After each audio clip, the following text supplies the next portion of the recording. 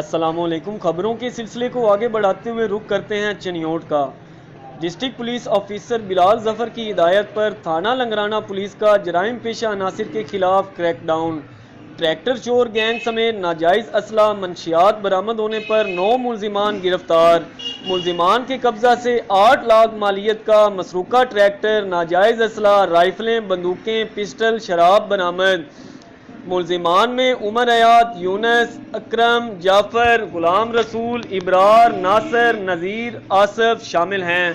S H O تھانہ Langrana inspector Babar Nawaz, Kaleem Ullah A S I نے اپنی ٹیم کے ہمراہ کارروائیاں کیں۔